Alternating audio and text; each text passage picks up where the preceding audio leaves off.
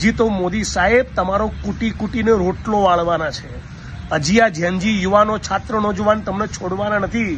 તમારો બી વારો નીકળશે અને અમિત શાહનો બી વારો નીકળશે। તૈયાર રહેજો। મોદી સાહેબ, મારે તમને કેવું છે, ઘરમાં દીકરો કે દીકરી ઓછા થયા છે, એ દીકરા દીકરી આકાશમાંથી નથી ટેટકા। अंतर पर जो कुछ भी हुआ देश और दुनिया ने देखा है। कुछ शरारती बच्चों ने भद्दी भद्दी गालियां बोली। किसी भी सभ्य समाज को शोभा न दे ऐसे शब्दों का प्रयोग किया गया। मुझे तो गालियां दी गई, मेरी स्वर्गीय माता को भी गालियां दी गई। न जाने कितना भद्दा स्वरूप था, लेकिन मैं आज बात करना चाहता हूं कि बचपन में गलतियां होती हैं और बचपन में गलतियों से सुधरने का अवसर भी होता है, और यही तो बचपना है। और इसलिए मैं समाज के अंदर जो आक्रोश है उसको भली भांति समझ सकता हूं। एक कल्चरल शॉक है कि हमारी बेटियां इस प्रकार की भाषा कैसे बोल सकती हैं, लेकिन समय है इन बच्चों को गले लगा करके राह दिखाने का। ये गुमराह बच्चे हैं, उनको राह दिखाना हमारा काम है। उनको सजा देना, अदालतों के चक्कर कटवाना, समाज में उनको प्रताड़ित करना, इससे हम परिस्थितियां नहीं बदल पाएंगे। मैं उन्हें माफ करना चाहता हूं। समाज भी मेरी इस बात को स्वीकार करे, क्योंकि मेरे मन में एक ही भाव है। कभी कभी दांतों तले हमारी जीभ आ जाती है, खून निकल आता है, लेकिन हम दांत तोड़ते नहीं है, क्योंकि दांत भी हमारे हैं, जीभ भी हमारी है, बच्चे भी हमारे हैं। उन्हें राह दिखाना हमारा काम है। गुमराह को राह दिखाना कठिन होता है, लेकिन कठिन काम हमको करना है। और इसलिए आओ, मैं इन बच्चों को कहता हूं, बच्चों आओ, हम देश के लिए साथ मिलकर के आगे बढ़े, कुछ नया सीखें, गलतियों से भी सीखें, अपने सपनों को लेकर के चल पड़े। देश बहुत आगे बढ़ रहा है, आगे बढ़ने वाला है, और आपका भी आगे बढ़ना निश्चित हो, यही मेरा सपना है। मैं आपके लिए जीता हूं, आपके उज्जवल भविष्य के लिए खपता हूं। आओ, हम मिलकर के देश को आगे बढ़ाएं। बहुत बहुत धन्यवाद। મોદી સાહેબ, મારે તમને કેવું છે કે માતૃદેવો ભવ પિતૃદેવો ભવમાં જો તમે માનતા હો અને તમને આ ગાળમાં એટલી બધી તકલીફ રહી હોય, તો જે ઘરમાં દીકરો કે દીકરી ઓછા થયા છે, એ દીકરા દીકરી આકાશમાંથી નથી ટેટકા। એ દીકરા દીકરીને પણ માં અને બાપ છે, જેની જિંદગીનું ધનોત પનોત તમારી નીતિઓએ કાઢી નાખ્યું છે।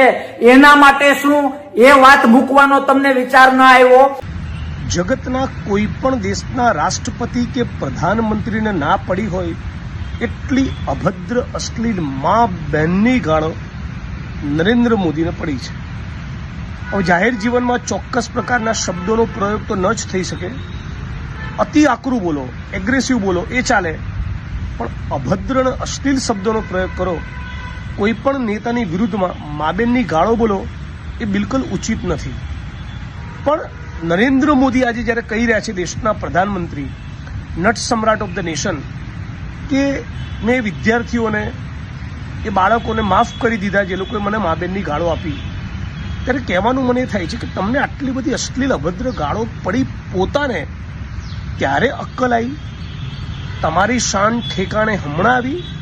તમારા આઈટી સેલવાળા ગુજરાત અને દેશની મહિલા પત્રકારો તમારી પાર્ટીની વિચારધારા કે તમારા કૃત્યોની ટીકા કરતી પોસ્ટ મૂકે, વિડીયો બનાવે, ત્યારે ભાજપના આરએસએસના માણસો, તમારા આઈટી સેલના માણસો મા બહેન ઉપર જે અભદ્ર અશ્લીલ ગાળો 12 વર્ષ સુધી બોલતા રહ્યા, ત્યાં સુધી તમને ખબર નથી પડતી। હવે પોતાના ઉપર આવ્યું ત્યારે ખબર પડી છે બેટમજીને કે કેવી ફિલિંગ આવે છે, કેવી લાગણી ને કેવી અનુભૂતિ થતી હોય છે। તમે દેશના પ્રધાનમંત્રી તરીકે આટલી અભદ્ર અશ્લીલ ગાળો બોલનારા તમારા આરએસએસના માણસોને, તમારી પાર્ટીના કાર્યકર્તાઓને, તમારા આઈટી સેલના માણસોને કોઈ દિવસ રોક્યા? ના. આ એનું પરિણામ છે કે તમને મા બેનની ગાળો પડી રહી છે. અને રહી વાત, તમે એમ કહી રહ્યા છો કે આ વિદ્યાર્થીઓને હું માફ કરી દઉં છું, इन बच्चों को मैं माफ कर रहा हूँ. હજી તો મોદી સાહેબ તમારો કૂટી કૂટીને રોટલો વાળવાના છે. હજી આ જેનજી યુવાનો, છાત્ર, નોજવાન તમને છોડવાના નથી. તમારો બી વારો નીકળશે અને અમિત શાહનો બી વારો નીકળશે. તૈયાર રહેજો. સ્વાગત છે તમારું જાગૃત નાગરિક ગુજરાત રાજકારણમાં. જય હિન્દ મિત્રો. દેશના રાજકારણમાં ફરી એકવાર શબ્દ યુદ્ધ તેજ બન્યું છે. વડાપ્રધાન નરેન્દ્ર મોદીના એક નિવેદન બાદ હવે વિરોધ પક્ષના નેતાઓ જિગ્નેશ મેવાણી અને કરસનદાસ ભાદરકાના વિડીયો ચર્ચાનો વિષય બની રહ્યા છે. નરેન્દ્ર મોદીએ પોતાના એક ભાષણમાં તેમની માતા અંગે અપમાનજનક ટિપ્પણીઓનો ઉલ્લેખ કરતા દુઃખ વ્યક્ત કર્યું હતું. ત્યારબાદ સોશિયલ મીડિયા પર જિગ્નેશ મેવાણીએ એક વિડીયો સામે આવ્યો, જેમાં તેમણે વડાપ્રધાન અને કેન્દ્ર સરકાર પર આકરા શબ્દોમાં ટીકા કરી. જિગ્નેશ મેવાણીએ એવો દાવો કર્યો છે કે સત્તામાં બેઠેલા લોકોએ પણ જનતાના સવાલોના જવાબ આપવા પડશે. આ પછી કરસનદાસ ભાદરકાનો પણ એક વિડીયો સામે આવ્યો. તેમાં તેમણે કહ્યું છે કે જો વડાપ્રધાન નરેન્દ્ર મોદીને તેમની માતા અંગેની ટિપ્પણીઓથી દુઃખ થયું હોય તો દેશમાં એવા પરિવારોની પીડા પણ સમજવી જોઈએ જેમને પોતાના સ્વજન ગુમાવ્યા છે. સાથે તેમણે સરકારની નીતિઓ અંગે પણ ગંભીર સવાલો ઉઠાવ્યા છે. આવી જ રાજકીય અપડેટ્સ માટે અમારી ચેનલ જાગૃત નાગરિક ગુજરાત રાજકારણને ફોલો કરવાનું ભૂલતા નહીં. જય હિન્દ મિત્રો.